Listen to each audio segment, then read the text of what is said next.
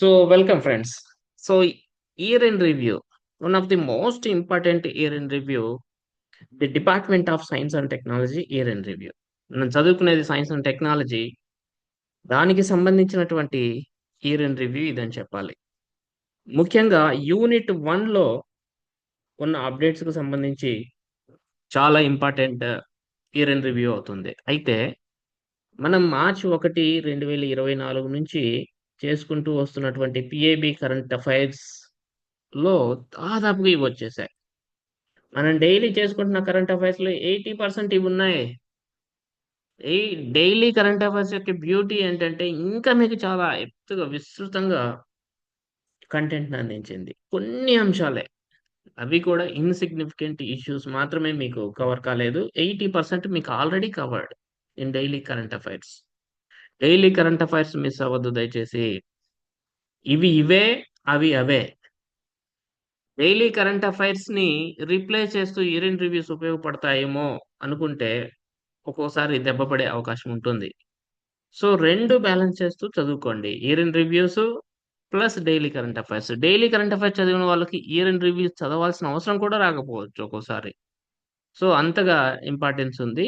ఎట్లా ఏంటి అనేది మీరు ఇప్పుడు ఈ సెషన్ ద్వారా మీకు అర్థం చేసుకుంటారు. చూడండి.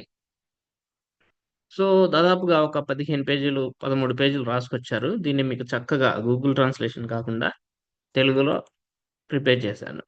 Department of science and technology year in review first వాళ్ళేం జేశారు అంటే, ఇక్కడ వెరీ స్టార్టింగ్‌లో ఇండియాస్ ర్యాంకింగ్ ఏదొక్కటి మిస్ చేయకూడదు. ఇది లెంగ్తీగా చదువుకోవాల్సినటువంటి document. India's ranking in global S and P indices continues to rise అంటాడు. సో, భారతదేశం సైన్స్ అండ్ టెక్నాలజీ సూచికల్లో ర్యాంకింగ్స్ ఇంప్రూవ్ చేసుకుంటుంది అని రాసుకొచ్చాడు. ఆయనేం రాస్తాడంటే గ్లోబల్ ఇన్నోవేషన్ ఇండెక్స్ గురించి ముందుగా రాస్తారు. సో, విపో ప్రచురిస్తుంది దీన్ని. World intellectual property organisation. ఏ అంశాల ఆధారంగా దీన్ని ప్రిపేర్ చేస్తారంటే R and D investment, knowledge creation, technology output వంటి అంశాల ఆధారంగా దేశంలో ఆవిష్కరణల పనితీరును ఈ ఇండెక్స్ అంచనా వేస్తుంది. సో, భారతదేశం ఈ 24 రిపోర్ట్‌లో 39థ్ ప్లేస్ సంపాదించుకుంది అని వాళ్ళు రాసుకొచ్చారు. సో, 39థ్ ప్లేస్ అనేది వాళ్ళు మెన్షన్ చేశారు. You please remember global innovation ఇండెక్స్‌లో భారత్ స్థానము 39. ఆల్రెడీ మనం చాలా సార్లు చెప్పుకున్నాం. And another report they are talking about is విపో రిపోర్ట్ 2023. ఈ విపో రిపోర్ట్ 2023 ప్రకారం మేధో సంపత్తి హక్కుల దాఖలు పరంగా భారతదేశం ప్రపంచవ్యాప్తంగా 6వ స్థానంలో నిలిచింది అని చెప్పాడు. ఇది కూడా మనకు డైలీ కరెంట్ అఫైర్స్‌లో కవర్ అయింది. ఇది కవర్ అయింది. ఇది కవర్ అయింది. అయితే నెట్వర్క్ రెడీనెస్ ఇండెక్స్ ఇది కూడా నేను చెప్పినట్టు నాకు గుర్తు.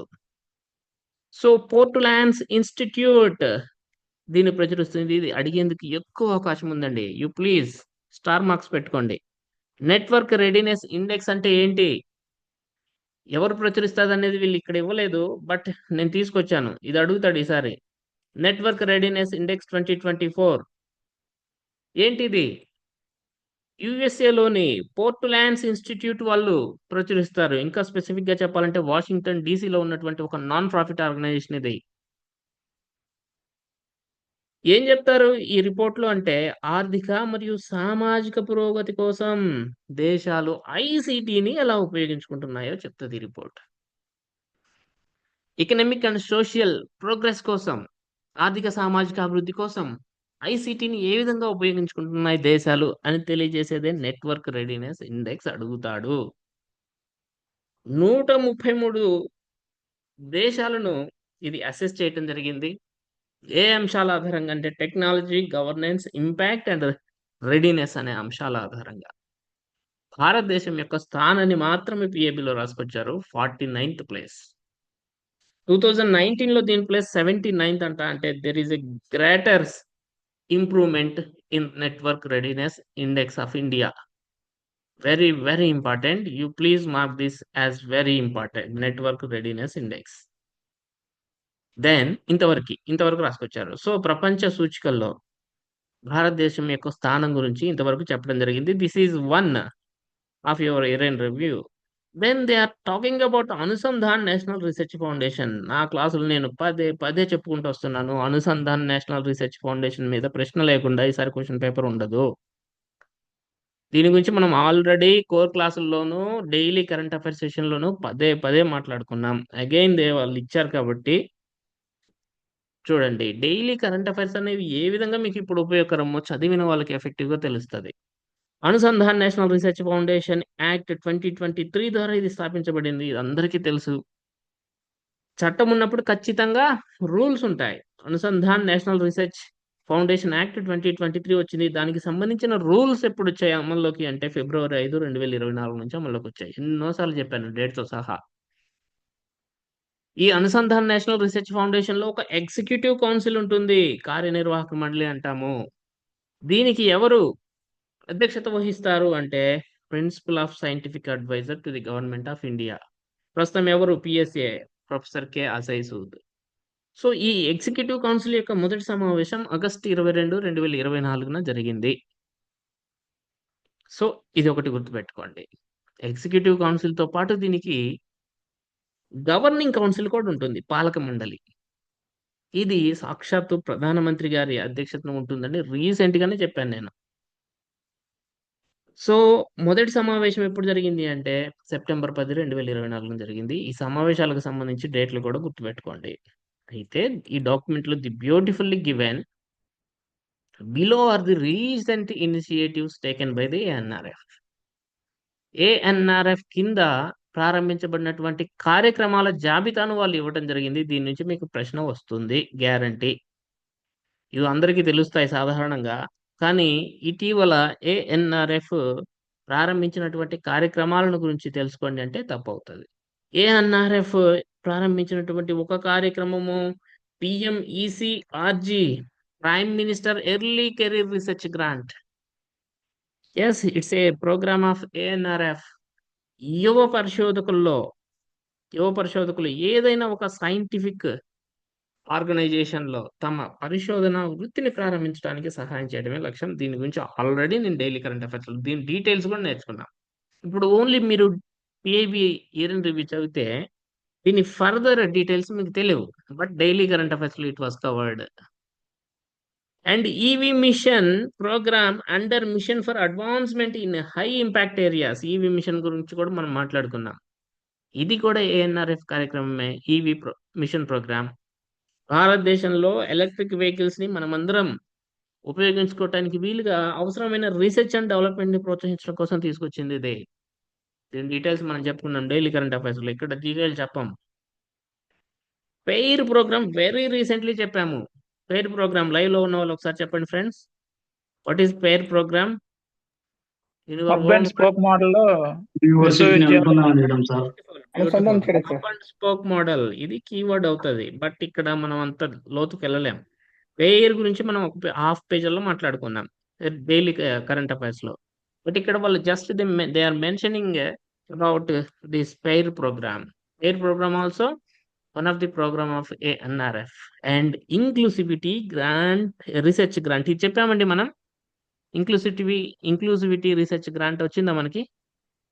చెప్పలేదు సార్, చెప్పలేదు. రాలేదు సార్, ఎక్కడ రాలేదు సార్. ఓకే, నాకు తెలిసి ఇది కొత్తది మనకు డైలీ కరెంట్ అఫైర్స్ లో కవర్ కానిది ఇది ఒకటని నాకు తెలుస్తుంది. ఇంక్లూసివిటీ రీసెర్చ్ గ్రాంట్ అనేది కూడా ఏఎన్ఆర్ఎఫ్ వల్ల ఇనిషియేటివే. ఏంటిది? సైన్స్ అండ్ ఇంజనీరింగ్ లో పరిశోధనలు చేపట్టడానికి scheduled caste and scheduled tribals పరిశోధకులకు నిధులు అందించేది. ఇది వెరీ ఇంపార్టెంట్ ఫ్రెండ్స్. ఇలాంటివి ఖచ్చితంగా కామన్ మ్యాన్ ని ఎఫెక్ట్ చేసేటటువంటి గవర్నమెంట్ పాలసీస్ ప్రోగ్రామ్స్ గురించి ఎగ్జామినర్ దృష్టి పెడతాడు.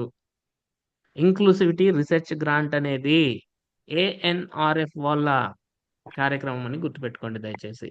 And translational research and innovation అనేది కూడా వీళ్ళదే. ఇదేంటంటే రీసెర్చ్ చేశారు, ఒక అవుట్కమ్ వచ్చింది, దాన్ని కమర్షియలైజ్ చేయడానికి అవసరమైనటువంటి సంస్థలను ఏర్పాటు చేసేదే translational research and innovation RT.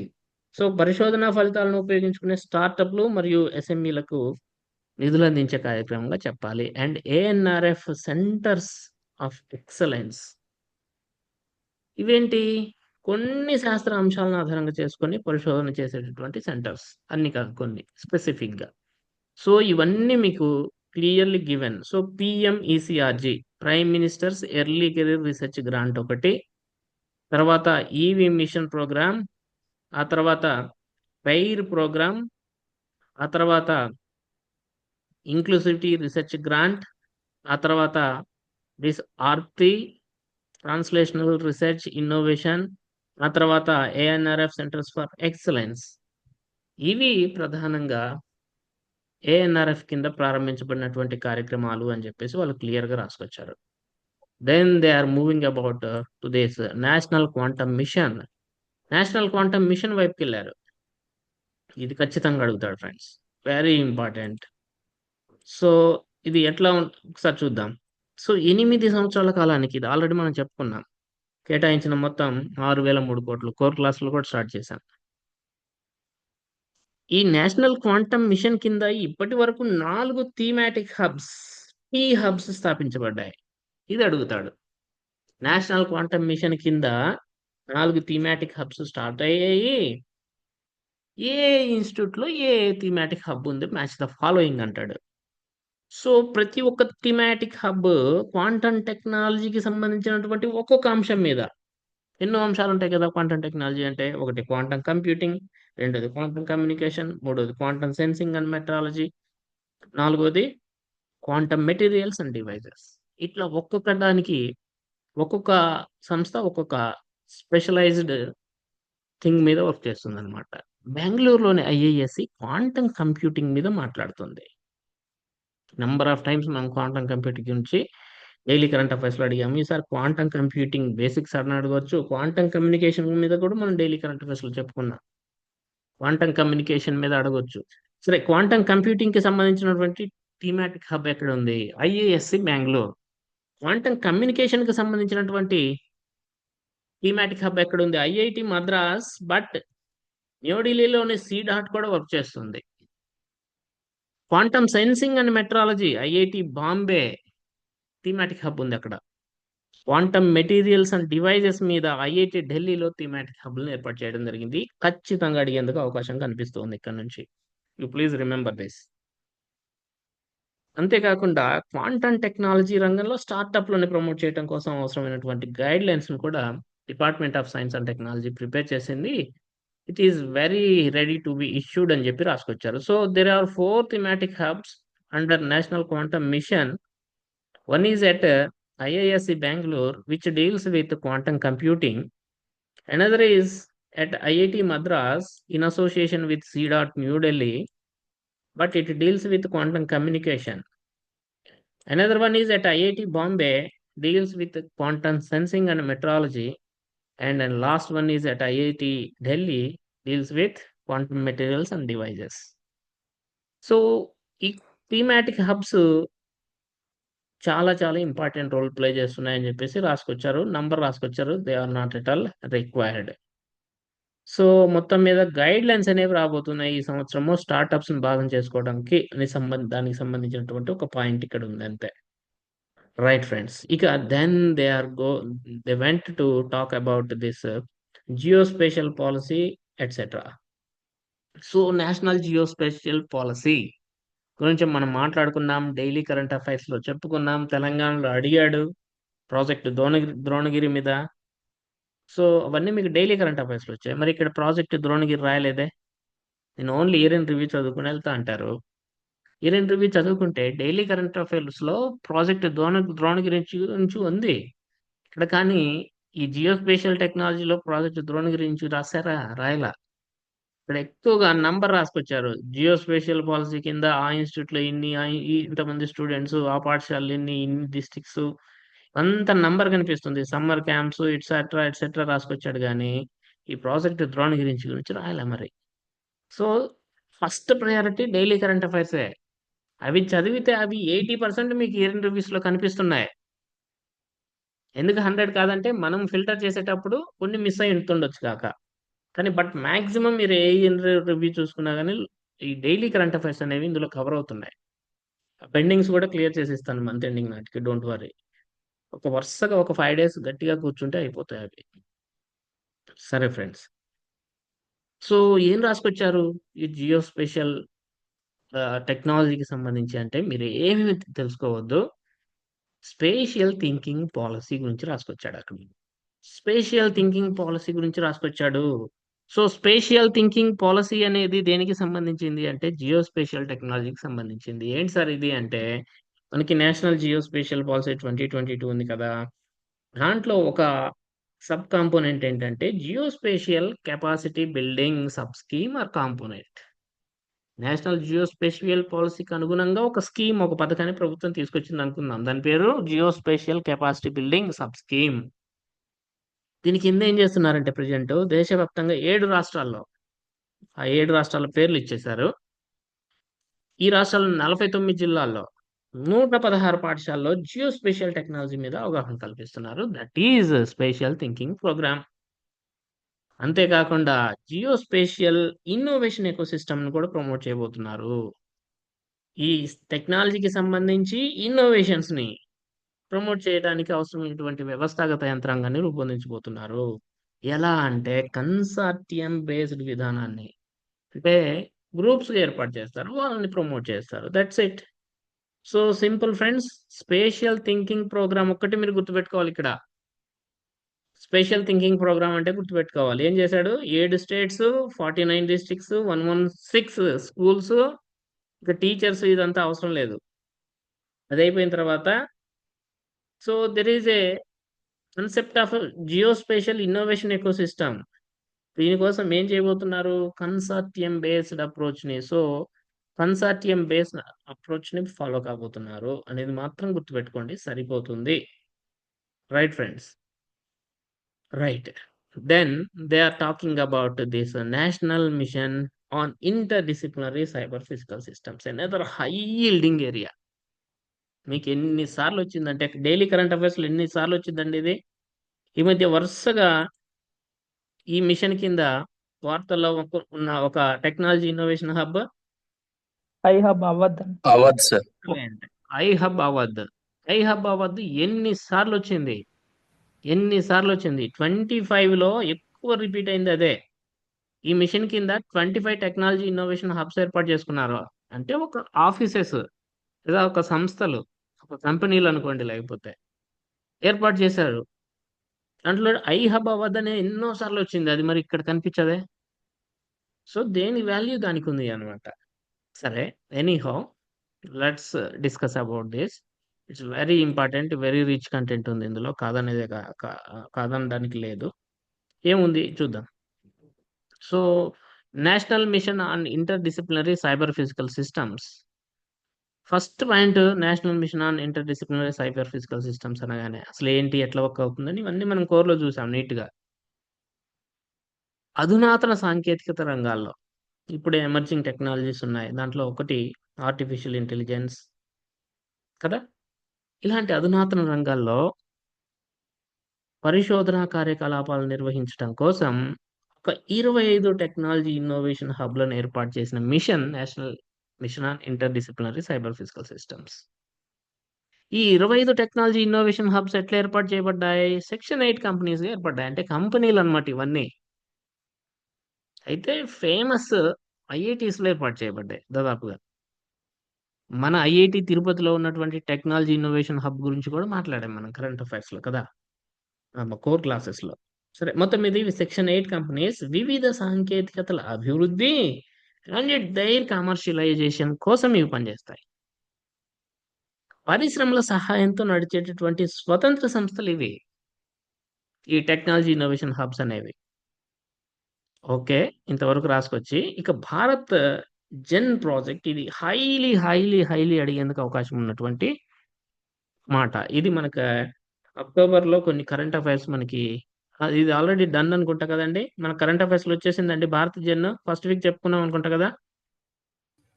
అవును సార్. ఫస్ట్ వీక్ చెప్పారు sir. Yes.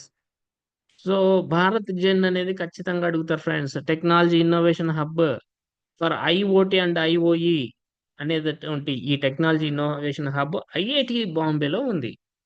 So 25 technology innovation hub లో ఒక దాని పేరేంటి? Technology innovation hub foundation for IoT IOE.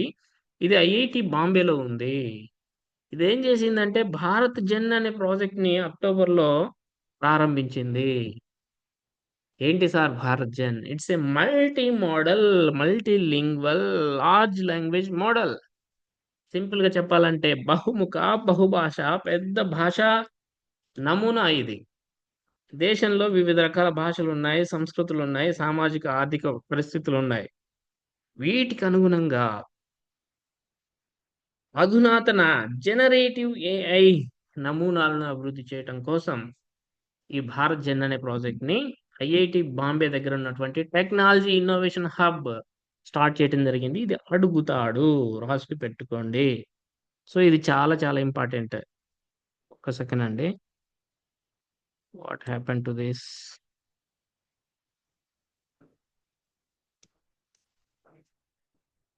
ఒక్క నిమిషం friends.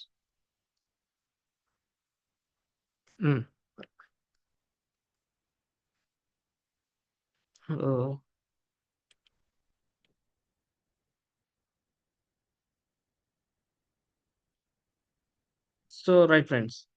So technology innovation hub generative AI గురించి మాట్లాడుతుంది. వినిపిస్తుంది కదండి వాయిస్? ఓకేనా? వినిపిస్తుందా?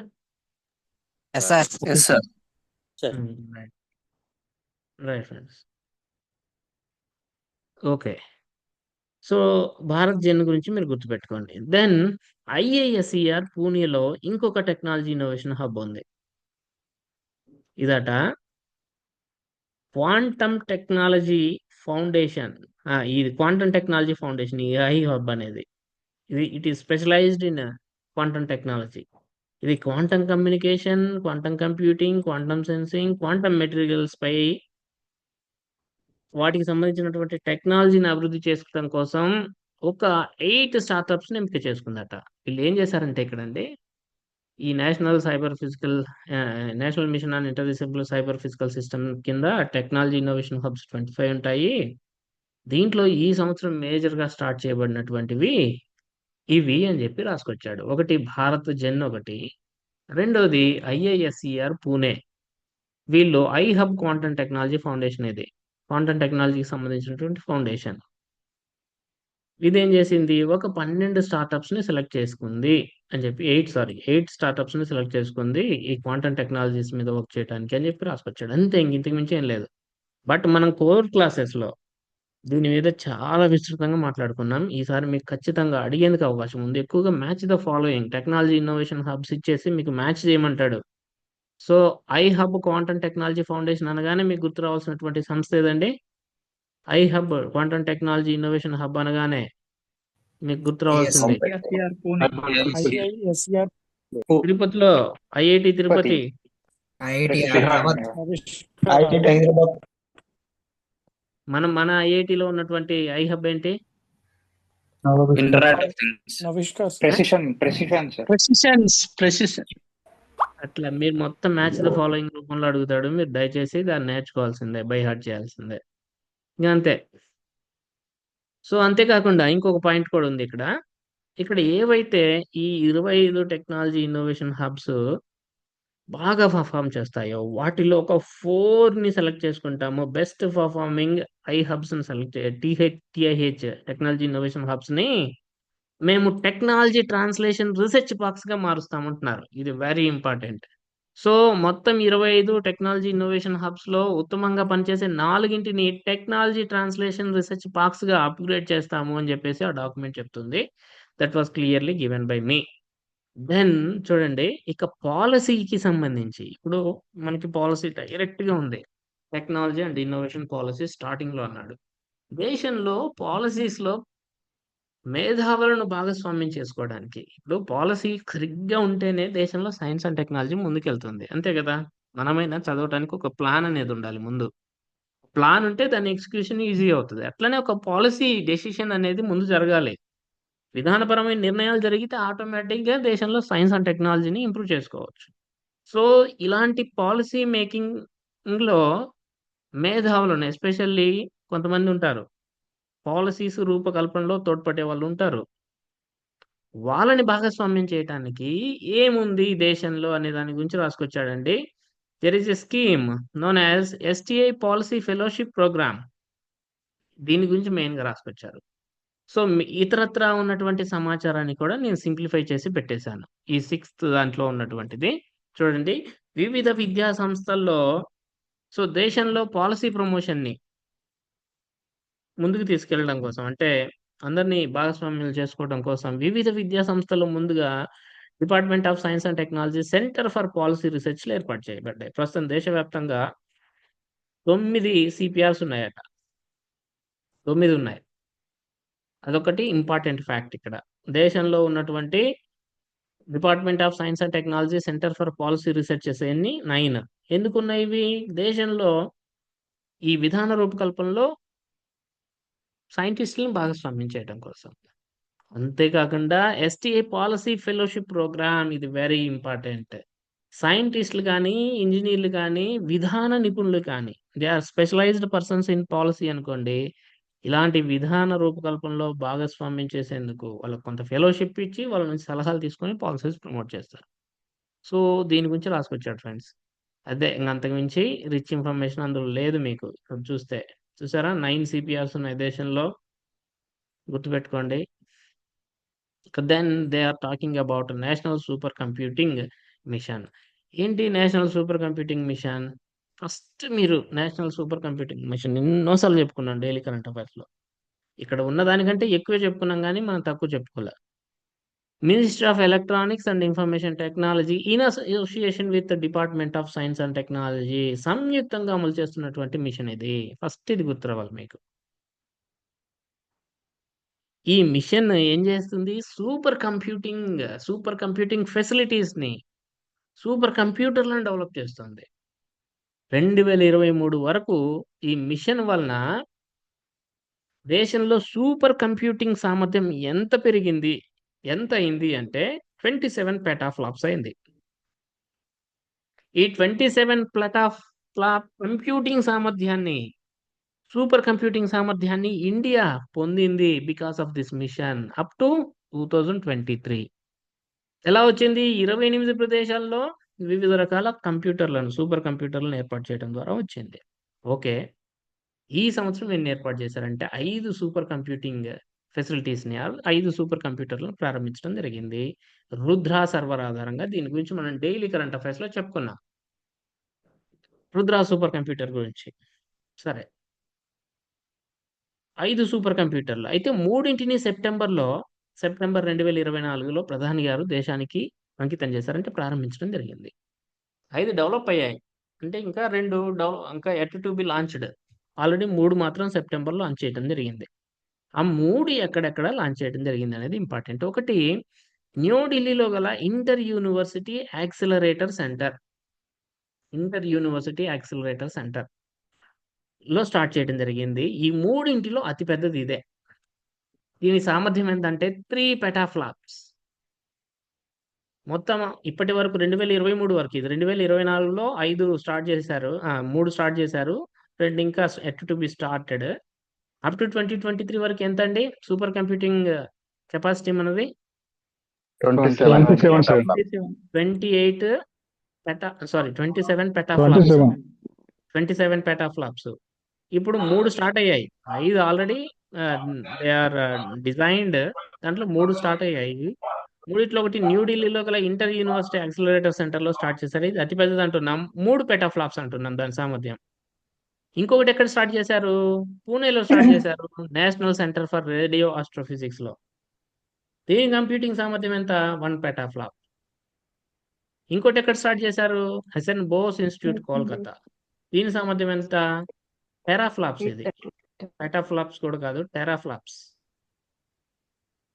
ఇప్పుడు 2024లో ఎంత యాడ్ అయింది సుమారుగా అంటే 4 పెటాఫ్లాప్స్ యాడ్ అయింది. సారీ 5 పెటాఫ్లాప్స్ యాడ్ అయింది. 5 పెటాఫ్లాప్స్. ఇప్పుడు ఏం చేయాలి? 2023లో ఉన్నటువంటి 27 పెటాఫ్లాప్స్ కి ఈ 5 యాడ్ చేసుకోవాలి. 5 యాడ్ చేసుకుంటే అప్పుడు ఎంత అవుతుంది? దేశం యొక్క కంప్యూటింగ్, సూపర్ కంప్యూటింగ్ సామర్థ్యం ఎంత? 32 petaflops. 32 పెటాఫ్లాప్స్. 25కి ప్లాన్స్ ఏంటో కూడా ఇందులో ఇచ్చారు. 25కి ప్లాన్స్ ఏంటి అనేది క్లియర్గా ఇచ్చారు. 25లో 45 పెటాఫ్లాప్స్ ఆఫ్ సూపర్ కంప్యూటింగ్ కెపాసిటీని యాడ్ చేయబోతున్నారట. 45 పెటాఫ్లాప్స్ ఆఫ్ సూపర్ కంప్యూటింగ్ కెపాసిటీని యాడ్ చేయబోతున్నారు. సో 2025 నాటికి మొత్తం సామర్థ్యం అప్పుడు ఏమవుతుంది?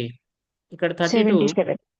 ప్లస్ 45 77 పెటాఫ్లాప్స్ కాబోతుంది. సో ప్రస్తుతం ఉన్నటువంటి 32 petaflops plus 45 around it goes to 77 petaflops అని క్లియర్ గా రాసుకొచ్చాడు. This is going to be very important for your examination. The entire thing was presented before you. Right right అండి. దెన్ ఇక్కడ ఏం రాసుకొచ్చారంటే, so climate change, దీనికంటే మనం ముందు 1 second.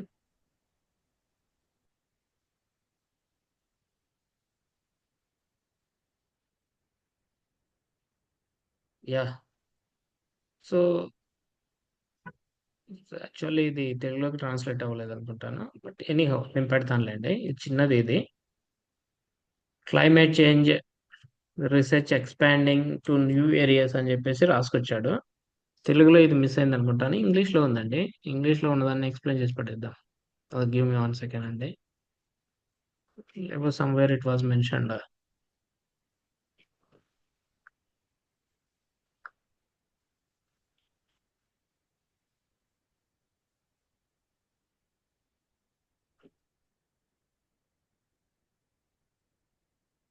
Yeah, తెలుగులోకి ట్రాన్స్లేట్ అవ్వలేదు. నేను తెలుగులోకి ట్రాన్స్లేట్ చేస్తానులేండి. Then they discussed about this climate change.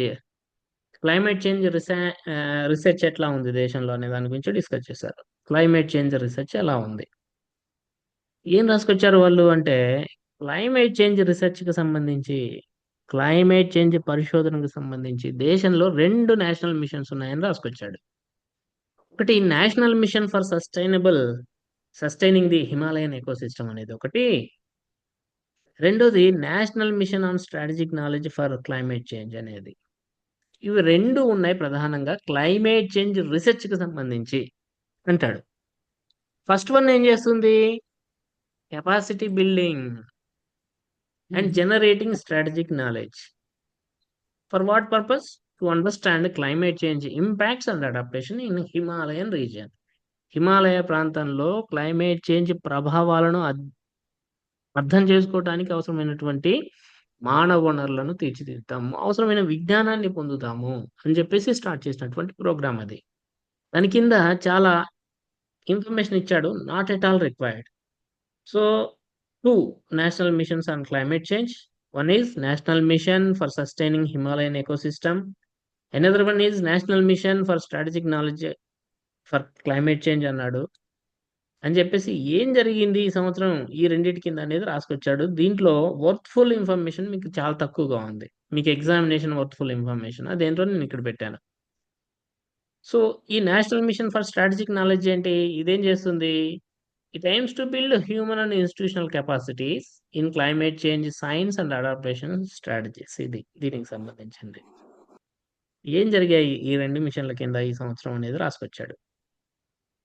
ఒకటి ఏం చేశారంటే చూడండి, capacity building programme in glaciology. Location ఎక్కడ? మెచాయ్ గ్లేసియర్, లడక్. ఇక్కడ ఒక కెపాసిటీ బిల్డింగ్ ప్రోగ్రామ్ ని నిర్వహించడం జరిగిందట. అంతేకాకుండా launch of 4 new centres of excellences. ఈ ఈ ఈ అవసరాల కోసం, ఈ మిషన్ల కింద ఉన్నటువంటి 2 అవసరాల కోసం ఒక 4 న్యూ సెంటర్స్ ఆఫ్ ఎక్సలెన్సెస్ ని స్టార్ట్ చేయడం జరిగింది. ఒకటి disaster risk reduction sustainability centre at IIT Roorkee, climate change research centre at Banaras BHU university, climate information at IIT Delhi, climate and disaster resilient agriculture at Tamil Nadu agriculture university. ఇది summary అండి, ఆ paragraph యొక్క summary అది. So అది నేను తెలుగులో ట్రాన్స్లేట్ చేసి పెడతాను. సో నెక్స్ట్ ఇమీడియట్ గా వాళ్ళు ఏం మాట్లాడారు? Department of science and technology కింద పనిచేసే Autonomous. అటానమస్ ఇన్స్టిట్యూషన్స్ యొక్క అచీవ్మెంట్స్ రాసుకొచ్చారు. బ్యూటిఫుల్లీ రిటర్న్, బట్ మన డైలీ కరెంట్ అఫైర్స్ లో ఇంకా ఎక్కువగా వచ్చాయి. Department of science and technology కింద పనిచేస్తున్నటువంటి అటామిక్ ఆర్గనైజేషన్స్ 25 ఉన్నాయి.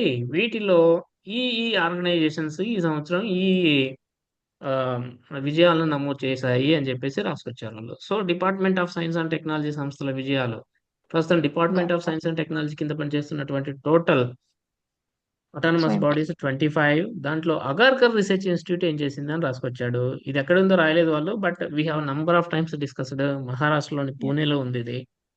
ఇది సోయాబీన్ అండ్ గోధుమ వీట్ ల యొక్క వీట్లను వీటి మ్యూటేషన్ బ్రీడ్స్ ని తయారు చేసింది. ఉత్పరివర్తన ఆధారిత బ్రీడ్స్ అవి ఎక్సలెంట్ ఫలితాలను ఇస్తున్నాయని రాసుకొచ్చాడు. So you please remember crop name itself. ఇదంతా అవసరం లేదు. క్రాప్ నేమ్ ఒకటి గుర్తుపెట్టుకోండి. సోయాబీన్ అండ్ వీట్ ఈ రెండు కూడా మ్యూటేషన్ బ్రీడ్స్ ద్వారా అగార్కర్ రీసెర్చ్ ఇన్స్టిట్యూట్ ద్వారా డెవలప్ చేయబడ్డాయి.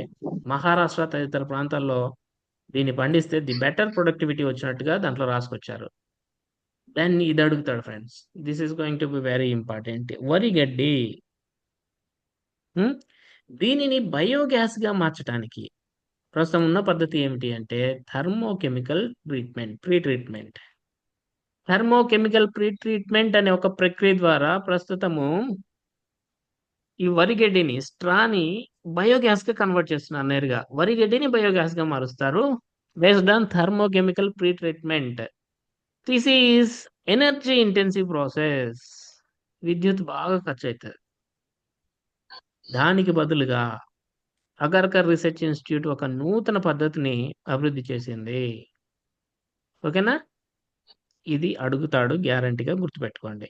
రెండోది, ఒక ఫంగస్ ను ఉపయోగించడం ద్వారా, దాని పేరు యార్పినోమైసెస్. యార్పినోమైసెస్ అనేటువంటి వాయురహిత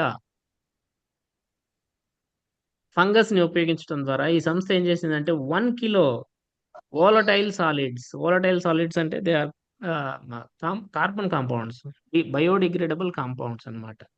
1 కిలో వోలటైల్ సాలిడ్స్ నుంచి 250 నుంచి 300 లీటర్ల మీథేన్ ఉత్పత్తి చేయడం జరిగిందట.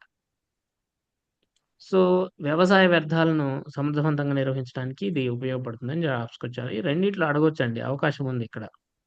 So there is a huge chance to ask about on Agharkar research institute. And daily current affairs లో కూడా నంబర్ ఆఫ్ టైమ్స్ ఉంది కదా, ఎన్నో సార్లు ఉంది.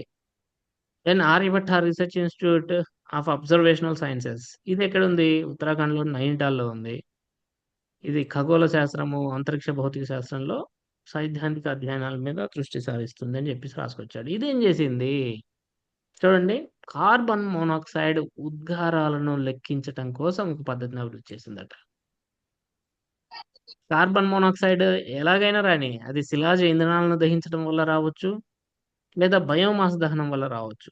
ఈ ప్రక్రియల నుంచి వచ్చే కార్బన్ మోనాక్సైడ్ ఉద్గారాలని మానిటర్ చేయడానికి ఒక పద్ధతిని రూపొందించింది అని చెప్పేసి క్లియర్లీ రాసుకొచ్చాడు. So friends, Agharkar research institute గురించి రాసుకొచ్చాడు. First you have to remember this soybean and wheat, then this Orpinomyces anaerobic fungus గురించి గుర్తుపెట్టుకోండి. తర్వాత దిస్ మిథేన్ ప్రొడక్షన్, దాని నుంచి. దెన్ ఇంకోటి చూడండి, Aryabhatta research institute of observational sciences, ఇదేంటి? సిఓ మానిటర్ చేయడానికి ఒక పద్ధతిని డెవలప్ చేసిందని రాసుకొచ్చాడు. దెన్ బీర్బల్ సహానీ ఇన్స్టిట్యూట్ గురించి రాసుకొచ్చాడు ఫ్రెండ్స్. అంతేకాకుండా ఇది చూడండి, ఈ కార్బన్ మోనాక్సైడ్ అనేది ప్రధానంగా మధ్య హిమాలయ ప్రాంతం మీద దృష్టి సారించి తీసుకురాబడిందట. సో అక్కడ గాలి నాణ్యతను అర్థం చేసుకోవడానికి ఇది ఉపయోగపడుతుందని చెప్పి రాసుకొచ్చాడు. Then Birbal Sahni institute of palaeosciences, ఇది ఉత్తరప్రదేశ్లోని లక్నోలో ఉంది కదా, లక్నో. ఇది ఈ సంవత్సరము కొన్ని టెక్నాలజీస్ని డెవలప్ చేసిందట. ఒకటి అన్మాన్డ్ సర్ఫేస్ వెహికల్, మానవరహిత ఉపరితల వాహనం ఒకటి. ఎందుకు ఇది ఏం ఉపయోగపడుతుందంటే ఋతుపవనాల ప్రవర్తన మీద అవగాహన కోసం ఉపయోగపడుద్దట. తెలుసుకొని ఏం చేస్తారు అంటే, ఈ glacial lake out burst floods అనే ఒక కాన్సెప్ట్ ఉంది. హిమాలయ నదులు, సారీ దాన్ని ఏమంటామండి, దీన్ని ఇంగ్లీష్ లో ఏమంటారు? గ్లేషియర్స్ ఉంటాయి కదా, హిమానీ నదం. జీవనాదాలు సార్, హిమానీనాదాలు జీవనాదులు. హిమాలయాలు గ్లేషియర్స్ ఉంటాయి కదా, అవి ఉప్పొంగకుండా, అవి కనుక ఫ్లడ్స్ వచ్చాయంటే వాటి ద్వారా చాలా పెద్ద మొత్తంలో నష్టం జరిగింది. సో ఋతుపవనాలు ఎట్లా వస్తాయో ముందుగా అవగాహన కలిగి ఉంటే వాటి గురించి అవగాహన పొందవచ్చు. దానికోసం ఉపరితలం మానవరహిత ఉపరితల వాహనం, సో అన్మాన్డ్ సర్ఫేస్ వెహికల్ ని రూపొందించినటువంటి సంస్థ ఏది అని అడుగుతాడు. Birbal Sahni institute of palaeosciences. సాధారణంగా దీనికి దానికి ఏం సంబంధం అని చెప్పి మనం పక్కన పెడతారు మన వాళ్ళు. అదే అవును సార్, నాకు డౌట్ వచ్చింది సార్. ఉమ్, నాకు డౌట్ వచ్చింది సార్, పేలియో సైన్స్ కదా అని. అదే ఏం చేద్దాం, వాళ్ళు ఇక్కడ రాశారు కాబట్టి మనం చెప్పుకోవాలి. Birbal Sahni institute of palaeosciences ఏం చేసింది? అన్మాన్డ్ సర్ఫేస్ వెహికల్ ని రూపొందించింది. ఓకేనా? ఇదిగోండి, ఈ unmanned surface vehicle is useful to help estimate lake volume and glacier lake outburst flood risks. So అది రాసుకొచ్చాడు. దెన్ ఇంకా ఇంకా ఏం చేశారు వీళ్ళు? Micro computed tomography, that is micro CT national centre ని డెవలప్ చేశారట. దీని ద్వారా శిలాజాల యొక్క 3D స్ట్రక్చర్స్ ని ఫ్రేమ్ చేస్తారట. దీనివల్ల ఏం చూస్తారు? ఈ పేలియో సైన్సెస్ కి సంబంధించి, అట్లనే ఈ జియోలాజికల్ రీసెర్చ్ కి సంబంధించిన ఇన్సైట్స్ మెరుగుపడతాయని చెప్పి రాసుకొచ్చాడు. అంతేకాకుండా ఒక బొగ్గు నాణ్యత అంచనా ప్రయోగశాలను కూడా ఇది ఏర్పాటు చేసిందట. సో ఇదిగోండి, national facility and coal quality assessment laboratory అంటారు ఇంగ్లీష్లో. ఇది ఎందుకు? బొగ్గు క్వాలిటీని తెలిపేందుకు, హైడ్రోకార్బన్ ఇండస్ట్రీస్కి ఉపయోగకరంగా ఉండటానికి కోల్ నాణ్యతను తెలియజేస్తుంది అనమాట. ఇక నెక్స్ట్ ఇంకొక డిపార్ట్మెంట్ గురించి, దిస్ అటానమస్ ఇన్స్టిట్యూషన్స్ గురించి రాసుకొచ్చాడు. Nano and soft matter sciences ఎన్నోసార్లు వచ్చింది మనకి. బెంగళూరులో ఉంది. వీళ్ళు ఏం చేశారంటే, ఇది చూడండి, NOx అనేది ఒక మెయిన్ పొల్యూటెంట్ కదా. Nitrogen oxides are main pollutants. Nitrogen oxides వల్ల కలిగే ఒక ప్రభావం చెప్పండి. Acid rain. Acid rain. Nitrogen depletion. Greenhouse Acid gas. rain. Acid rain. Acid rain. So దీన్ని సెన్సార్స్, వీటి ఎమిషన్స్ ని మానిటర్ చేసే సెన్సార్స్ కావాలి. అయితే ఒక న్యూ సెన్సార్ ని కనుక్కోవడం జరిగింది ఈ nano and soft matter sciences వాళ్ళు. ఒక మెటీరియల్ ను ఉపయోగించి, ఒక కాంపౌండ్ ను ఉపయోగించి, ఆ compound name ZnFe2O4.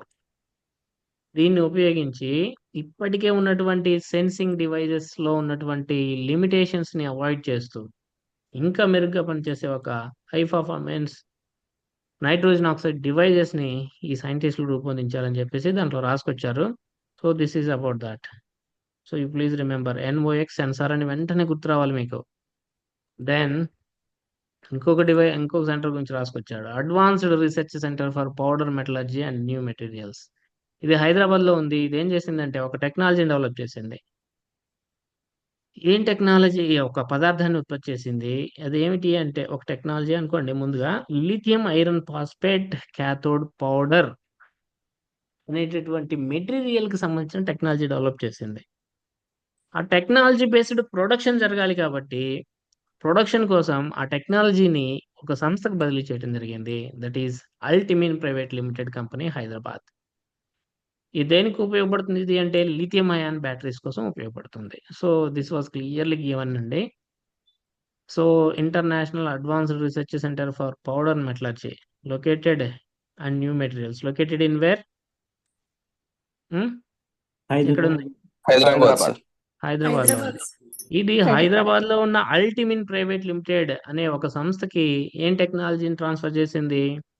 Making of lithium iron phosphate cathode powder material production కి సంబంధించిన టెక్నాలజీని ట్రాన్స్ఫర్ చేసింది. సో టెక్నాలజీ ట్రాన్స్ఫర్ అగ్రిమెంట్ జరిగింది. ఇది ఎందుకు ఉపయోగపడుతుంది? పౌడర్ లిథియం అయాన్ బ్యాటరీస్ తయారీకి ఉపయోగపడుతుంది. సో ఇంకొక అటానమస్ ఆర్గనైజేషన్ గురించి రాసుకొచ్చాడు, ఇండియన్ ఇన్స్టిట్యూట్ ఆఫ్ ఆస్ట్రోఫిజిక్స్. ఇది ఎక్కడ ఉంది? ఇండియన్ ఇన్స్టిట్యూట్ ఆఫ్ ఆస్ట్రోఫిజిక్స్ ఎక్కడ ఉందండి? Bangalore, sir. Bengaluru sir.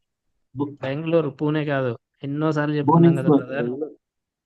So Indian institute of astrophysics బెంగళూరులో ప్రధాన కార్యాలయం ఉంది. మనకి 30 మీటర్ టెలిస్కోప్ అని ఒకటి ఉంది. ఇది కనుక నిర్మించబడితే 30 మీటర్ టెలిస్కోప్ ఏంటి? USA లోని హవాయిలో గల మౌనా కీలో ఏర్పాటు చేయబడుతున్నటువంటి ఒక అంతర్జాతీయ ప్రాజెక్ట్. ఏ ఒక్క దేశం కాదు, కొన్ని దేశాలు కలిసి దీన్ని టెలిస్కోప్ ఏర్పాటు చేయబోతున్నారు. ఇది కానీ పూర్తయింది అంటే ప్రపంచంలోనే అతిపెద్ద గ్రౌండ్ బేస్డ్ టెలిస్కోప్ లో ఒకటిగా నిలుస్తుంది అనమాట. సో దీంట్లో మన ఇండియా కూడా పార్టిసిపేట్ అవుతుందని మొన్న కూడా చెప్పాం. సో పార్టిసిపేట్ అవుతుంది కదా. మరి ఈ టెలిస్కోప్ కు సంబంధించిన ఒక పరికరాన్ని ఇండియా తయారు చేసింది. India means Indian institute of astrophysics. 1.44 metre mirror segment ని, ఒక మిర్రర్ ని 1.44 మీటర్, మామూలు మిర్రర్ కాదు, ఇది మనం చూసుకునే మిర్రర్ కాదు. ఉమ్, అక్కడ స్పేస్ లో ఉండేటటువంటి థింగ్స్ ని అబ్జర్వ్ చేయడానికి దానికి ఒక స్పెషలైజ్డ్ టెక్నాలజీ తోటి విజయవంతంగా తయారు చేసి పరీక్షించారు కూడాట. So that was given in your year in review. So టీఎంటీకి సంబంధించినటువంటి ఒక first 1.44 metre mirror segment was prepared by Indian institute of astrophysics. It was tested in their campus. ఒక క్యాంపస్ ఉంది దానికి, ఐఏఏకి సారీ, క్రెస్ట్ క్యాంపస్ బెంగళూరులోనే ఉంది, అది కూడా అక్కడ టెస్ట్ చేశారు. సో అది అండి. సో విశ్వానికి సంబంధించిన అనేక నూతన అంశాలు వెలుగులోకి తెచ్చే కెపాసిటీ ఉన్నటువంటి టెలిస్కోప్ అట ఇది. టిఫాక్ అని చెప్పేసి ఇంకొక అటానమస్ ఆర్గనైజేషన్ గురించి రాసుకొచ్చారు. Technology information forecasting and assessment council, TIFAC అంటే. ఇది న్యూఢిల్లీలో ఉన్నటువంటిది. ఇది క్రింది వాటిని సిద్ధం చేసింది. ఇది అడుగుతాడు ఒకటి. టిఫాక్ అనేది technology road map 2047 for defence sector ని ప్రిపేర్ చేసింది. 2047 నాటికి దేశంలో డిఫెన్స్ సెక్టర్ లో సెల్ఫ్ రిలయన్స్, స్వావలంబన ఎలా సాధించాలి అనే దానికి సంబంధించిన ఒక రోడ్ మ్యాప్ ను ప్రిపేర్ చేసిన సంస్థ TIFAC. Technology needs document for climate change, అంటే క్లైమేట్ చేంజ్ కి అనుగుణంగా కర్బన ఉద్గారాలను లేదా కార్బన్ ఎమిషన్స్ తగ్గించడానికి అవసరమైన టెక్నాలజీ అడాప్షన్స్ కి, ఎలాంటి అడాప్టేషన్స్ పరిశ్రమలు అడాప్ట్ చేసుకోవాలి, ఎలాంటి టెక్నాలజీని స్వీకరించాలనే దానికి సంబంధించినటువంటి technology need document. Then technology gap analysis for MSME clusters అనే 3 డాక్యుమెంట్లను టిఫాక్ తీసుకొచ్చింది ఈ సంవత్సరం అని చెప్పి రాసుకొచ్చాడు. సో ఇదంతే మీకు. ఒకటి road map for 2047 for defence sector, రెండోది ఇవన్నీ technology needs for different sectors, another one is ఎంఎస్ఎంఈకి టెక్నాలజీ గ్యాప్. సో సరిపోతుంది, enough. Then north east centre for technology application and reach, ఇదొక 25 ఇవ్వలేదులేండి, 8 9 ఇచ్చాడు, 8 ఏళ్ళండి లాస్ట్ వన్ అనేది. సో ఇది మేఘాలయలోని షిల్లాంగ్ లో ఏర్పాటు చేయబడింది. నెక్టార్ అనేది ఇది ఏం చేసింది అంటే, ఇప్పుడు ఈ అరటి చెట్టును మిగిలిపోతుంది కదా, ట్రంక్ అనేది ఇంతవరకు బ్రేక్ చేస్తారు కదా, ఇది మరి వేస్ట్ గా ఉండిపోతుంది అలాగా. వీటిని ఉపయోగించి సేంద్రియ వ్యవసాయాన్ని చేయడానికి టెక్నాలజీని రూపొందించిందట. సో అరటి కాండం వ్యర్థాలను ఉపయోగించి శాస్త్రీయ పద్ధతిలో సేంద్రియ వ్యవసాయాన్ని, ఆర్గానిక్ ఫార్మింగ్ ని ప్రమోట్ చేసిన సంస్థ ఏది? North east centre for technology application and research. Nectar అంటాడు, ఇవన్నీ ఇవ్వడు, నెక్టార్ అంటాడు. అంతేకాకుండా కుంకుమ సాగుకు సంబంధించినటువంటి టెక్నాలజీని కూడా ఇది ప్రమోట్ చేసిందట. అండ్ మైక్రో ఎంటర్ప్రైజెస్ ని, వీటికి సంబంధించిన మైక్రో ఎంటర్ప్రైజెస్ ని ప్రమోట్ చేసిందట. అండ్ మేఘాలయలో మొట్టమొదటి కమ్యూనిటీ రేడియో స్టేషన్ ని కూడా ఏర్పాటు చేసినటువంటి సంస్థ నెక్టార్. ఇది లాభాపేక్ష లేని సంస్థగా పనిచేస్తాట ఈ రేడియో స్టేషన్ అనేది. అని చెప్పి వీళ్ళు ఏం చేశారంటే, స్ట్రెంథనింగ్ రీసెర్చ్ ఇన్ఫ్రాస్ట్రక్చర్, దేశంలో రీసెర్చ్ ఇన్ఫ్రాస్ట్రక్చర్ ని స్ట్రెంథెన్ చేయడానికి ఏమేం కార్యక్రమాలు ఉన్నాయో రాసుకొచ్చారు. ఇందులో మీకు ప్రధానంగా చూస్తే 3 కార్యక్రమాలు కనిపిస్తాయి. ఒకటి ఫిస్ట్, రెండోది పర్స్, మూడోది సాథి. సో ఇవేంటో తెలుసుకుంటే సరిపోతుంది. ఇక్కడ ఏం చేశారనేది అవసరం లేదు, ఓకేనా? ఏమన్నా అవసరం ఉంటే నేను ఖచ్చితంగా పెడతాను. సో రీసెర్చ్ ఇన్ఫ్రాస్ట్రక్చర్ ని బలోపేతం చేయడానికి ఉన్నటువంటి పథకాలు ఏంటి, ఫస్ట్ మీకు ఐడియా రావాలి.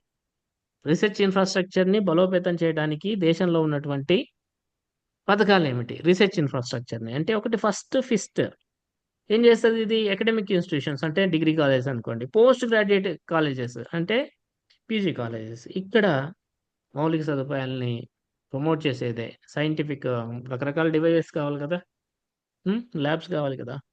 సో దానికి ఉద్దేశించింది fund for improvement of S and T infrastructure. This is fist.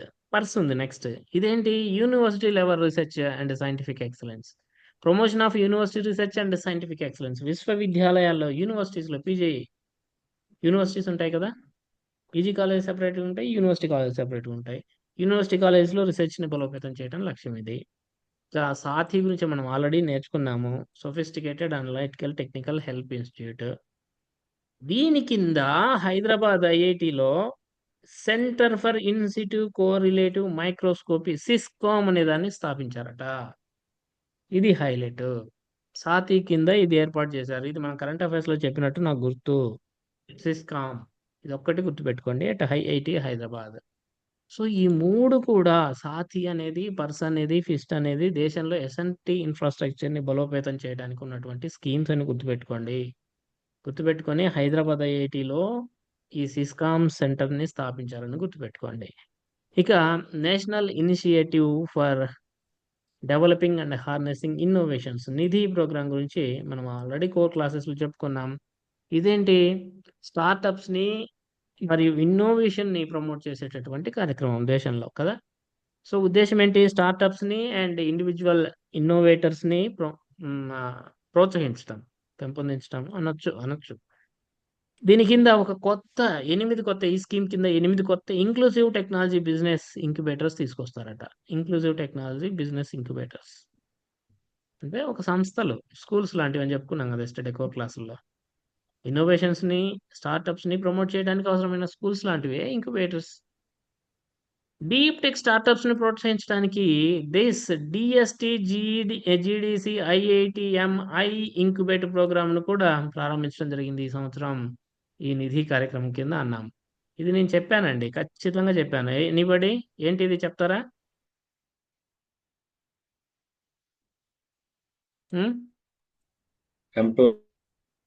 ఇదేంటి జిడిసి అనేది ఏంటి? అయిపోయింది నేను చెప్పింది వృధానా? డీప్ స్టెక్ startups. Deep tech startup I incubator programme నేను చెప్పాను పక్కా. ఇది Gopalakrishnan Deshpande centre for excellence అని చెప్పి ఐఐటి మద్రాసులో స్టార్ట్ చేశారని చెప్పలేదా? చెప్పారు సార్. చెప్పారు సార్. అదే ఇది నిధి కార్యక్రమం కింద స్టార్ట్ అయింది ఇది. ఫ్రెండ్స్ ఇది కొంచెం గుర్తుపెట్టుకోవడం చాలా ఛాలెంజింగ్ గా ఉంటది, బట్ తప్పదండి. Then technology development and transfer and strengthening the startup and innovation ecosystem. ఇది నిధి ప్రోగ్రామ్. నిధి ప్రోగ్రామ్ గురించి ఇప్పుడే చెప్పాము. దాని కింద ఇది అడిగేదానికి ఛాన్స్ ఉంది. ఐ ఇంక్యుబేట్ ప్రోగ్రామ్ గురించి అడిగేందుకు అవకాశం ఉంది. ఒక 8 కొత్త ఐటీబీఐల్ని ఏర్పాటు చేస్తామంటున్నారు. ఓకేనా? రైట్ అండి. దెన్ ఇంతకు ముందే మొన్నే చెప్పాను ఒకటి కదా, సీడ్ గురించి చెప్పాను, సిస్ట్ గురించి చెప్పానా? ఏంటి ఆ రెండు దేని గురించి అని చెప్పాము? ఏమని చెప్పామండి?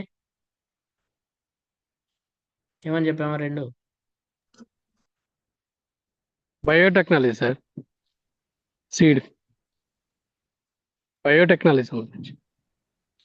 So hello, biotechnology sir. No, biotechnology కాదండి. Oil seed. దాని థీమ్ ఏంటంటే, దాని పర్పస్ ఏంటంటే ప్రమోట్ చేస్తారు సార్. స్టార్ట్అప్స్ కి ఇనిషియల్ గా ఎంకరేజ్ చేయడం సార్.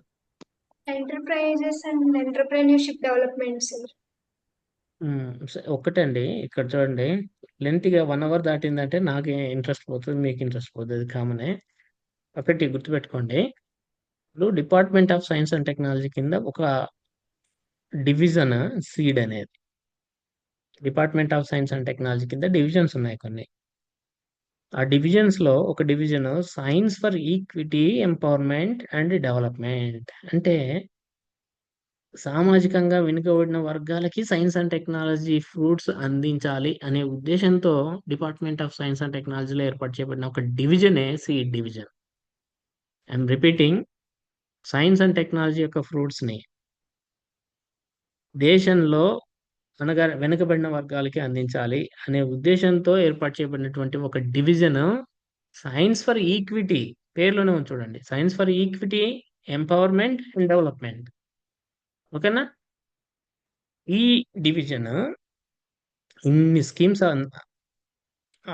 ఇంప్లిమెంట్ చేస్తుంది. దేనికోసం? ఫర్ ది పర్పస్ ఆఫ్ వెనుకబడిన వర్గాలకి సైంటిఫిక్ బెనిఫిట్స్ రావాలి అనే దానికోసం. ఏమేం స్కీమ్స్ అవి?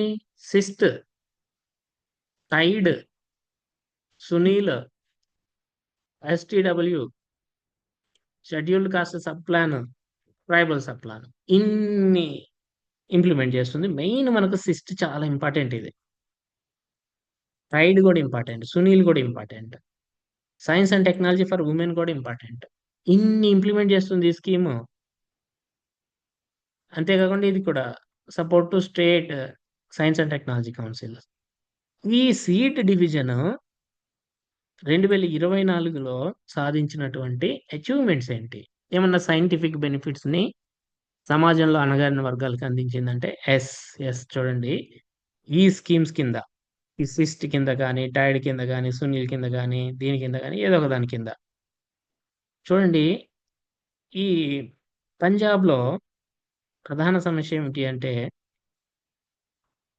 ఈ ప్రసవానంతర రక్తస్రావం వల్ల చనిపోతున్నారు. ఎక్కువ మెటర్నల్ మోర్టాలిటీ ఎక్కువ ఉంది.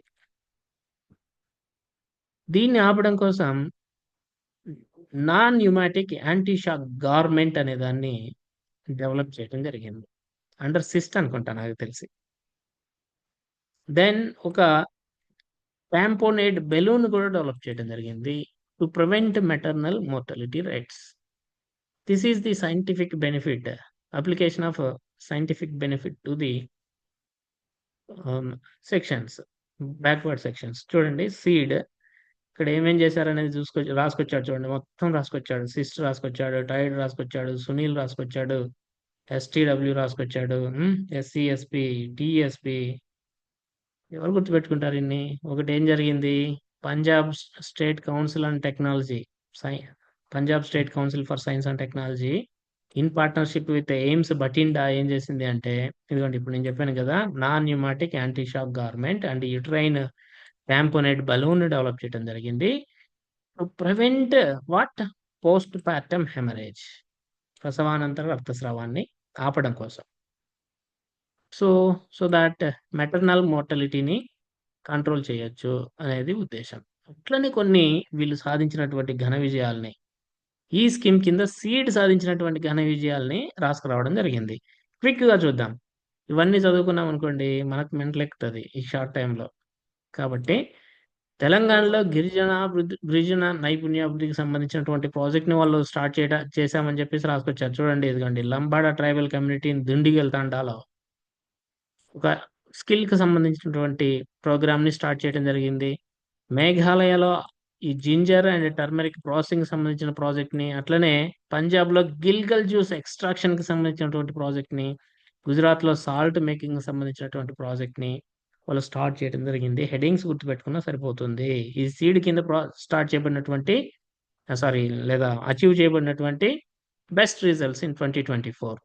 ఇది మాత్రం కొంచెం జాగ్రత్త గుర్తుపెట్టుకోండి. Thirumathi cart mobile app, Thirumathi cart mobile app Tamil Nadu మహిళా వ్యవస్థాపకులకు, ఉమెన్ ఎంటర్ప్రెన్యూర్స్కి రియల్ టైం సమాచారం, వాళ్ళ ట్రేడ్కి సంబంధించినటువంటి రియల్ టైం సమాచారాన్ని అందించడం కోసం ఎన్ఐటి ట్రిచి వాళ్ళు రూపొందించినటువంటి యాపే this Tamil Nadu Thirumathi cart mobile app. ఓకేనా? డెవలప్డ్ అండర్ విచ్, ఏం చెప్పాలి, ఏ డివిజన్ కింద?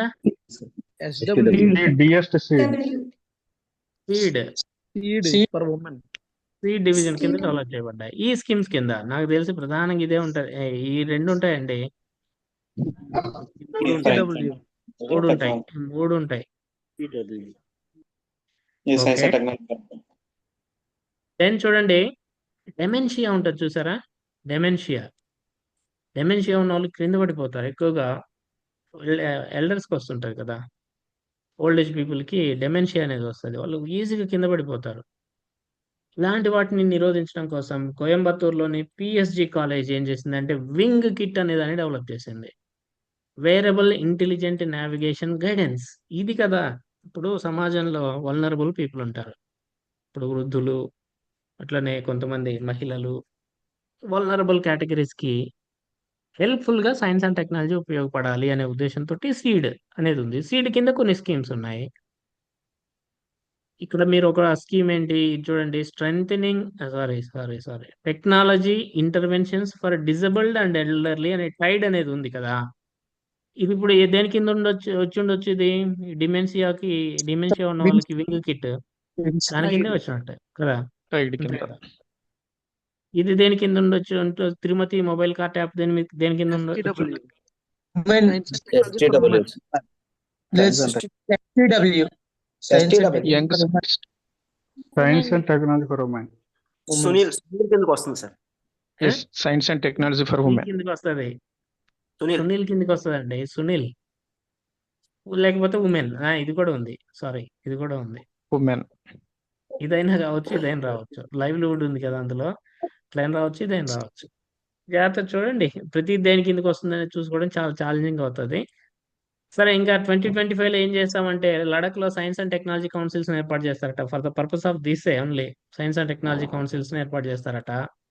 Then science and technology innovation hubs ఏర్పాటు చేస్తారట. దెన్ ఈ SC/ST సెల్స్ ఏర్పాటు చేస్తాము జీవనోపాధి అభివృద్ధి కోసం స్టేట్ లెవెల్ SNT కౌన్సిల్స్ లో అని చెప్పేసి అంటున్నారు. సో ఇంతటితో ఆపుదామండి, ఇప్పటికే మనకి బాగా wearable intelligent kit, wing kit అని ఉంది చూసారా, దీన్ని ఫాల్ ప్రెడిక్టర్ అని కూడా అంటారట.